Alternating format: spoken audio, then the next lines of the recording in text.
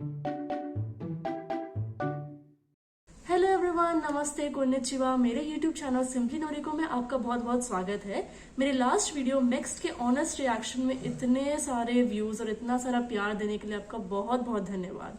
तो आज की वीडियो होने वाली है एक पार्ट ऑफ द प्लेलिस्ट जिसमें मैं मैक्स के डॉक्यूमेंट्स के बारे में डिस्कस करने वाली हूँ। तो मुझे बहुत सारे ऐसे क्वेश्चंस आए थे कि हम एप्लीकेशन गाइडलाइंस तो पढ़ते हैं बट हमको एग्जैक्ट डॉक्यूमेंट्स क्या देना है वो समझ नहीं आते। और ये सेम कंफ्यूजन मुझे भी हुई थी जब मैं मैक्स के लिए अप्लाई कर रही थी। तो मैंने सोचा कि क्यों ना एक प्लेलिस्ट बना दी जाए जिसमें मैं मैक्स का एप्लीकेशन प्रोसीजर, डॉक्यूमेंट्स कैसे भरते हैं, डॉक्यूमेंट्स कैसे अरेंज करते हैं, लेटर ऑफ रिकमेंडेशन वगैरह, रिटन एग्जामिनेशन के बारे में tips as well as interview के बारे में भी टिप्स मैं उस प्लेलिस्ट में डालूंगी। तो मैं धीरे धीरे करके ये वीडियोस बनाने वाली हूँ। तो अगर आप मैक्स के डॉक्यूमेंटेशन प्रोसीजर के बारे में जानना चाहते हैं तो प्लीज इस वीडियो को लास्ट तक देखिएगा। तो इस वीडियो में होगा ये कि under graduate college of technology और स्पेशलाइज्ड ट्रेनिंग कॉलेज में आज जो भी एस्पिरेंट्स जो अप्लाई करने वाले हैं, ये वीडियो उन लोगों के लिए आप इन डॉक्यूमेंट्स को सबमिट कर सकते हैं।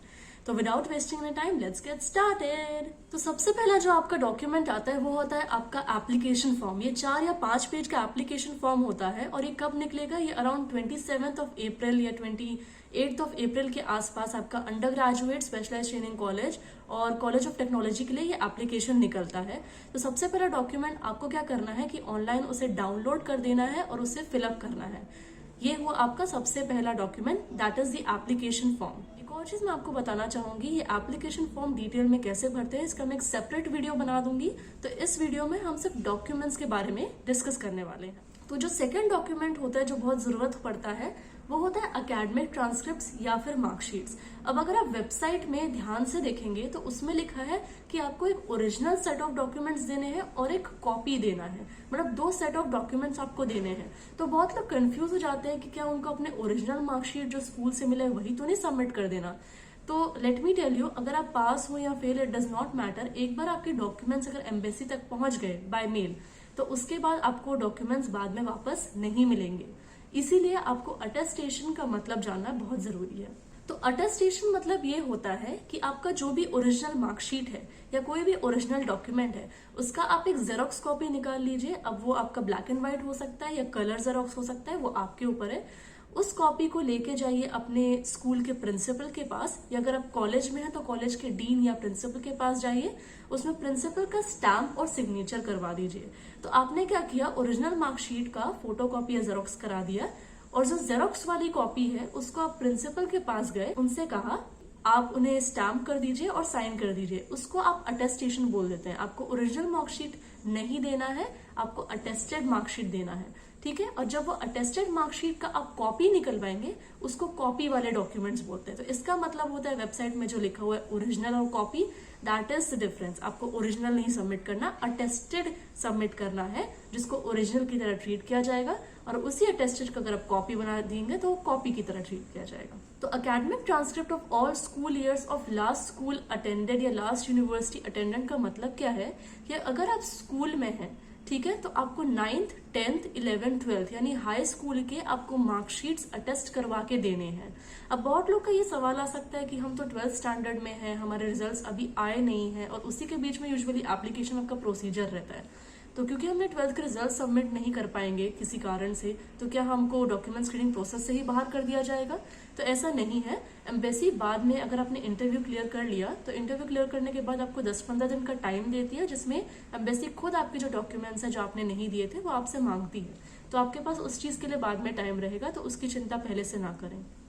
उसके लिए मैं आपको एक एक्स्ट्रा टिप दूंगी कि अगर आप 12th स्टैंडर्ड में हैं तो आप एक्सपेक्टेड डेट ऑफ ग्रेजुएशन का एक सर्टिफिकेट बना सकते हैं। तो इसका मतलब क्या है कि आप स्कूल अथॉरिटी के पास जाइए और उन्हें कहिए कि आपको एक ऐसा सर्टिफिकेट या ऐसा पेपर चाहिए जिसमें लिखा हो कि आपके इस महीने तक आप स्कूल से ग्रेजुएट हो जाएंगे। तो अगर आप ये डॉक्यूमेंट भी अटैच कर देंगे तो इसका मतलब क्या हुआ, आपने क्या अटैच किया, अपने 9th, 10th और 11th के अटेस्टेड मार्कशीट्स और एक एक्सपेक्टेड ग्रेजुएशन जो प्रूफ करता है कि हाँ आप अभी 12th में पढ़ रहे हैं और उसके बाद अब 12th से इस महीने में आप ग्रेजुएट होने वाले हैं। तो ये काइंड ऑफ आपका 12 ईयर्स ऑफ स्कूलिंग भी शो कर देता है। अब अगर आपका स्कूलिंग 1-2 साल पहले हो चुका है और आप नेक्स्ट के लिए थोड़ा बाद में अप्लाई कर रहे हैं, जैसे मैंने अपना स्कूलिंग भी किया था और मैं 2019 ग्रेजुएट हूँ और उसके बाद मैंने बीटेक भी किया था। तो मैं अपने 4th ईयर में थी जब मैंने स्पेशलाइज्ड ट्रेनिंग कॉलेज के लिए अप्लाई किया था। तो उसमें ऐसे सिचुएशन में आपको अपने कॉलेज से भी ट्रांसक्रिप्ट मांगने पड़ते हैं। तो मैं अपने कॉलेज गई थी और मैंने ट्रांसक्रिप्ट के लिए इशू किया था। तो मैं अपने लास्ट मतलब 7th और 8th सेमेस्टर में, मैं जब अप्लाई कर रही थी तब मैं 8th सेमेस्टर में थी, बट मेरे जो ट्रांसक्रिप्ट थे वो सिर्फ 6 सेमेस्टर तक आए थे। तो मैंने 6 सेमेस्टर तक का ही सबमिट कर दिया था। तो इसका मतलब होता है अपने ट्रांसक्रिप्ट्स और अपने मार्कशीट्स वगैरह सबमिट करना। अब तीसरे डॉक्यूमेंट में आता है सर्टिफिकेट ऑफ ग्रेजुएशन। अब सर्टिफिकेट ऑफ ग्रेजुएशन यूजुअली आपका, अगर आप 10th या 12th में है तो उसको पास सर्टिफिकेट भी बोले जाते हैं। बहुत लोग को ये चीज पता नहीं रहती है, but as far as I remember CBSE का ऐसा रूल था कि जो लोग 2018 से पास आउट हुए हैं उनका सर्टिफिकेट ऑफ ग्रेजुएशन या पास सर्टिफिकेट उनका मार्कशीट में ही शो हो जाएगा। तो अगर आप 12th की मार्कशीट भी देते हैं तो उससे ज्यादा आपको परेशान होने की जरूरत नहीं है। सिमिलरली अगर आप कोई डिप्लोमा कर रहे हैं या कोई भी ऐसा डिग्री कोर्स कर रहे हैं तो उसका सर्टिफिकेट ऑफ ग्रेजुएशन मतलब क्या हुआ कि जब आपने पूरी पढ़ाई कर ली है तो आपको एक फाइनल ग्रेजुएशन सर्टिफिकेट मिला जाता है, आपको उसे भी सबमिट करना पड़ता है। ठीक है, और एक चीज याद रखिए, अगर आप अपने कॉलेज से ग्रेजुएट नहीं हुए हैं, जैसे मैंने आपको बताया था मैं 8th सेमेस्टर में थी जब मैं अप्लाई कर रही थी, मैं ग्रेजुएट नहीं हुई थी, तो मैंने एक एक्सपेक्टेड ग्रेजुएशन का सर्टिफिकेट बना लिया था। तो आप उसको भी कर सकते हैं for school as well as college. अब एक चीज मैं बता दूं, आप अपने मार्कशीट्स, अपने ट्रांसक्रिप्ट्स और अपने सर्टिफिकेट ऑफ एक्सपेक्टेड ग्रेजुएशन या सर्टिफिकेट ऑफ ग्रेजुएशन, ये सारे आपके अटेस्टेड होने चाहिए। सबका आपका जेरोक्स निकाल के आपको उसमें अपने प्रिंसिपल या डीन उनका साइन और स्टैम्प लेना जरूरी है। ओके, ओरिजिनल आपको सबमिट नहीं करना है। तो जो अगला डॉक्यूमेंट होता है वो होता है लेटर ऑफ रिकमेंडेशन। बहुत स्टूडेंट्स को लेटर ऑफ रिकमेंडेशन क्या होता है, उसका मतलब क्या है, क्यों इसकी जरूरत होती है, ये पता ही नहीं रहता है। तो मैं एक ब्रीफ में आपको इस वीडियो में एक्सप्लेन करने वाली हूँ और मैं कोशिश करूंगी कि इसका मैं एक सेपरेट वीडियो बना दूं 5 या 10 मिनट का, जिससे आपको और अच्छा आइडिया हो जाए। तो लेटर ऑफ रिकमेंडेशन एक बेसिकली ऐसा लेटर है या ऐसा एक डॉक्यूमेंट है जिसमें कोई आपको रेकमेंड कर रहा है कि आपको ये स्कॉलरशिप क्यों मिलनी चाहिए।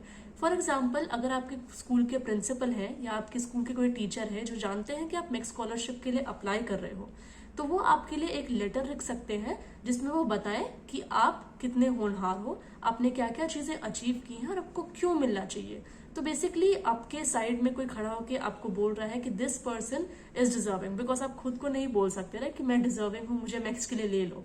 इसीलिए कोई ऑथराइज पर्सन जैसे स्कूल का प्रिंसिपल हो गया या कॉलेज का डीन हो गया, जब आपके लिए लेटर ऑफ रिकमेंडेशन लिखते हैं, इस बेसिकली आपको बता रहे हैं कि क्यों ये कैंडिडेट डिजर्विंग है, क्यों इसे नेक्स्ट स्कॉलरशिप मिलना चाहिए। ये बहुत बहुत इंपॉर्टेंट पार्ट है आपके पूरे डॉक्यूमेंट प्रोसेस का। ठीक है, तो अगर आप स्कूल में हैं तो कोशिश कीजिएगा कि आप प्रिंसिपल या वाइस प्रिंसिपल से आप लेटर ऑफ रिकमेंडेशन लिखवा लीजिए। उसके बाद अगर आप किसी यूनिवर्सिटी में पढ़ रहे हैं और आपका यूनिवर्सिटी खत्म होने वाला है, मतलब आपका जो यूनिवर्सिटी खत्म नहीं होने वाला, मतलब आपकी पढ़ाई बस फिनिश होने वाली है, तो आप कोशिश कर सकते हैं कि आप अपना लेटर ऑफ रिकमेंडेशन वहां के प्रिंसिपल या फिर आपके कॉलेज के डीन या फिर अब head of the department, suppose मैं computer science and engineering department की थी व्हेन आई डिड बीटेक, तो मैंने अपने एचओडी से भी लेटर ऑफ रिकमेंडेशन की रिक्वेस्ट की थी, तो आप वैसा भी कर सकते हैं। एक बार लेटर ऑफ रिकमेंडेशन आपका बन गया, आपको सिर्फ बना के नहीं, आपको उसकी भी कॉपी चाहिए रहती है। ठीक है, तो जो भी आप सेट बनाएंगे आपको हमेशा 2 सेट ऑफ डॉक्यूमेंट्स बनाने हैं, 4 हो गए ऐसे, 2 सेट ऑफ डॉक्यूमेंट्स बनाने हैं, एक ओरिजिनल और एक उसकी कॉपी। लेटर ऑफ रिकमेंडेशन आप ओरिजिनल सबमिट करेंगे और उसका अगर आप जेरोक्स कराएंगे तो वो कॉपी हो जाएगा। ठीक है, तो लेटर ऑफ रिकमेंडेशन ऑब्वियसली आपका अटेस्टेड होगा क्योंकि उसमें साइन और स्टैंप लगता ही है कॉलेज का और उसको सील किया जाता है। तो इसमें मैं प्रॉपर सेपरेट वीडियो बना दूंगी, बट ये बेसिस है लेटर ऑफ रिकमेंडेशन का। अब जो अगला डॉक्यूमेंट है वो है मेडिकल सर्टिफिकेट। तो मेडिकल सर्टिफिकेट एक बहुत बहुत इंपॉर्टेंट डॉक्यूमेंट है और इसका जो फॉर्मेट है ये नेक्स्ट ही आपको देता है, वो वेबसाइट में अवेलेबल रहता है। तो आपको इसको भरवाना है एक ऑथराइज्ड डॉक्टर से। तो अगर कोई गवर्नमेंट हॉस्पिटल के डॉक्टर है या कोई प्राइवेट डॉक्टर है या फिर कोई आपके फैमिली डॉक्टर है जो एस्टैब्लिश्ड है, उनसे आपको ये भरवाना रहेगा। इसका मेन पर्पस क्या रहता है कि ये प्रूव करे कि आप जापान में जाके, मतलब आप इतने फिट हो कि आप जापान में जाके पढ़ाई वगैरह या वर्क वगैरह कर सकते हो। इसका मेन रीजन ये रहता है। तो मतलब आपको क्या करना है कि ये डॉक्यूमेंट्स को बस प्रिंट आउट करा लीजिए, जो वेबसाइट में दिया है मेडिकल सर्टिफिकेट का फॉर्मेट, उसको आपको प्रिंट आउट करवाना है और कोई भी डॉक्टर के पास जाके आपको बोलना है कि इसमें जितने भी टेस्ट हैं मुझे वो टेस्ट कराने हैं। एक बार आपको वो टेस्ट का रिजल्ट आ गया, प्लीज आस्क द डॉक्टर कि वो उसको फिल कर दें, क्योंकि आपको पता नहीं कि कहाँ क्या फिल करना है। और जब वो हो जाए तो वो बस रिमार्क में लिख दे that applicant is fit to travel and study in Japan. तो ये काइंड ऑफ प्रूव करेगा कि आप रेडी हैं और आप हेल्दी हैं। अब एक चीज का ध्यान रखना कि जो लोग स्मोकिंग या ड्रिंकिंग करते हैं, प्लीज आपको तो करना भी नहीं चाहिए, और अगर आप करते हैं तो हमेशा के लिए छोड़ दीजिए, क्योंकि ये डॉक्यूमेंट्स में अगर आपको हो सकता है कि आपके लंग्स वगैरह में कोई चीजें शो हो। ठीक है। अब बहुत लोग का एक क्वेश्चन रहता है कि एक्सरे वगैरह भी करवाना रहता है, तो क्या मैं एक्सरे को अटैच करूं अपने डॉक्यूमेंट्स में, क्या मैं एम्बेसी में दूं? तो आपको मेडिकल सर्टिफिकेट जो वेबसाइट में दिया है उसके अलावा कोई भी मेडिकल रिपोर्ट या फिर एक्सरे आपको सबमिट करने की जरूरत नहीं है। प्लीज ऐसा मत कीजिएगा, सिर्फ वो एक पेपर काफी है, और जब वो भर जाए अच्छे से उसमें आप डॉक्टर का साइन और स्टैंप ले लीजिएगा। तो ये होता है मेडिकल सर्टिफिकेट। अगर आपको कोई भी टाइप की इश्यूज है या कोई भी टाइप की बीमारी है, छोटी या बड़ी, तो कोशिश करेगा कि आपके मेडिकल सर्टिफिकेट में या कोई भी डॉक्यूमेंट्स, चाहे वो मार्कशीट हो या आपका लेटर ऑफ रिकमेंडेशन हो, आप प्लीज किसी भी तरह का झूठ ना लिखें। एक और चीज, आपके जो ट्रांसक्रिप्ट्स वगैरह हो गए जो आप यूनिवर्सिटी से लेंगे, और मेडिकल सर्टिफिकेट या इवन लेटर ऑफ रिकमेंडेशन, ये जो सारी चीज है जो आप तुरंत उसको अटेस्ट करवाएंगे, आपके सारे नेक्स्ट के डॉक्यूमेंट्स अंडर 6 मंथ्स होने चाहिए।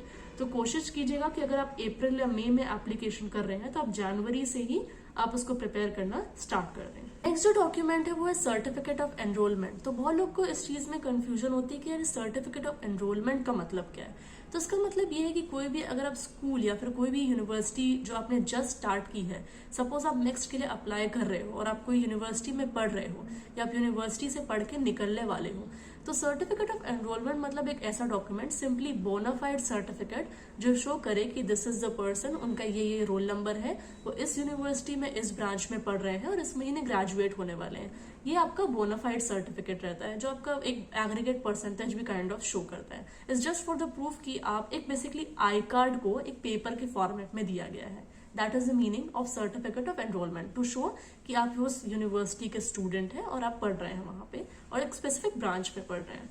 जो अगला डॉक्यूमेंट है वो है सर्टिफिकेट ऑफ लैंग्वेज प्रोफिशिएंसी।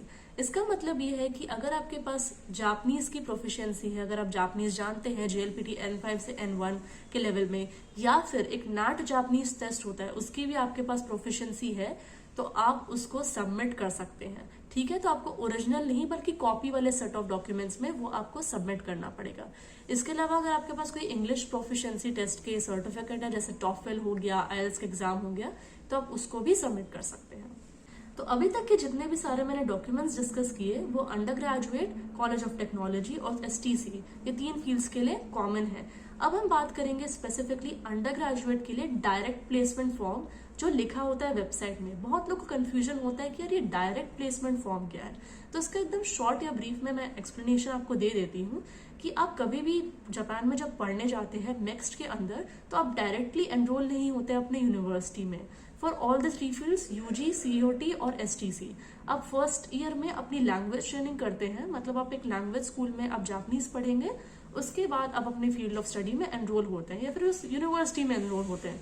तो डायरेक्ट प्लेसमेंट फॉर्म उन लोगों के लिए है जिनको लगता है कि उनकी लैंग्वेज प्रोफिशिएंसी बहुत अच्छी है और उन्हें 1 ईयर का preparatory course in Japanese language करने की बिल्कुल भी जरूरत नहीं है, इसीलिए आप डायरेक्ट प्लेसमेंट फॉर्म का इस्तेमाल करते हैं। ये थे सारे डॉक्यूमेंट्स जो आपको लगते हैं जब आप अप्लाई करने वाले हैं अंडर ग्रेजुएट, STC या फिर COT के लिए। अब मैं कुछ स्पेशल टिप्स देना चाहूंगी in the end of this video. तो सबसे पहली टिप मेरी ये रहेगी कि अगर आप स्पेशलाइज ट्रेनिंग कॉलेज में हैं तो आप अपना एक पोर्टफोलियो टाइप का क्रिएट कर सकते हैं, जैसे कि मैंने भी किया था। यूजुअली स्पेशलाइज ट्रेनिंग कॉलेज के स्टूडेंट्स करते हैं, तो ये कोई मैंडेटरी चीज नहीं है, बट सपोज अगर आप एनिमेशन के हैं या फिर अगर आपने जापानीज टीचिंग की है, तो क्योंकि मैंने जापानीज टीचिंग की थी और मैं एक लैंग्वेज कंटेंट क्रिएटर भी हूँ, तो मैं किस तरह के पोस्ट अपने इंस्टाग्राम में डालती हूँ उसको मैंने MS Word में एक मैंने छोटा सा पोर्टफोलियो, जिसमें मैंने अपने बारे में, मैंने क्या काम किया है, मैंने कितने साल जापानीज पढ़ाया है, इसके बारे में भी मैंने लिख दिया था और एप्लीकेशन फॉर्म के बाद मैंने इसको अटैच कर दिया था। तो आप चाहें तो आप भी ऐसा पोर्टफोलियो बना सकते हैं। ये अंडर ग्रेजुएट और COT वाले स्टूडेंट्स के लिए बिल्कुल भी जरूरत नहीं है। Okay, so please understand that. अब जो सेकंड टिप मैं आप लोग को देना चाहूंगी वो उन लोगों के लिए है जिनका किसी भी कारण से कोई मार्कशीट वगैरह खो गई है या खराब हो गई है। तो अगर आपने बोर्ड्स दिए हैं, ये CBSE स्टूडेंट्स के लिए है क्योंकि मैंने ये पर्सनली चीज एक्सपीरियंस की थी। तो मेरा पास सर्टिफिकेट या मेरी मार्कशीट में थोड़ी सी गड़बड़ी थी, मुझे ऐसा लगा। मेरी जो मार्कशीट्स थी वो थोड़ी खराब हो गई थी। तो मैंने क्या किया था कि अगर आपकी 10th या 12th की बोर्ड की अगर कोई मार्कशीट है जिसमें अगर तेल गिर गया है या वो फट गई है या वो थोड़ी अच्छी कंडीशन में नहीं है, अगर वो घूम भी गई है, तो आप डुप्लीकेट मार्कशीट मंगवा सकते हैं सीबीएसई के ऑफिशियल वेबसाइट पे जाके। ओके, तो ये चीज आप एक कर सकते हैं। उसके अलावा जो ट्रांसफर सर्टिफिकेट हो गए, माइग्रेशन सर्टिफिकेट हो गए, कैरेक्टर सर्टिफिकेट, जो कॉमन डॉक्यूमेंट्स आपको 10th और 12th में मिलते हैं, उसको सबमिट करने की आपको कोई भी जरूरत नहीं है। ये चीज का आप ध्यान रखिएगा। तो आज की वीडियो में बस इतना ही। मैंने कोशिश की है कि डॉक्यूमेंटेशन से रिलेटेड मुझे जितने भी आइडियाज थे, जितने भी मेरे पास इन्फॉर्मेशन था, इस वीडियो के अंदर डालूं। और आई होप कि वीडियो देखने के बाद आपके काफी सारे डाउट्स क्लियर हुए होंगे और आपको पसंद भी आया होगा। इसके अलावा अगर आपको कोई और भी डाउट्स है तो कमेंट सेक्शन में जरूर मुझसे पूछेगा, मैं आपको रिप्लाई करने की पूरी कोशिश करूंगी। और मैं नेक्स्ट के लिए एक प्लेलिस्ट बना रही हूँ और मैं कोशिश करूंगी कि मैं हर टॉपिक के साथ साथ कुछ नया इन्फॉर्मेशन आपको देते जाऊं ताकि आपको हेल्प हो। तो मैं उम्मीद करती हूँ कि ये वीडियो आपको पसंद आई होगी, और अगर पसंद आई है तो एक लाइक देना मत भूलिएगा और मेरे चैनल को सब्सक्राइब जरूर कीजिएगा। आपका सपोर्ट मुझे हेल्प करेगा ये चैनल ग्रो करने में, ताकि मैं बहुत सारे एप्लीकेंट्स को मदद कर सकूं। तो तब तक के लिए मैं आपको अगले वीडियो में मिलूंगी। Bye bye.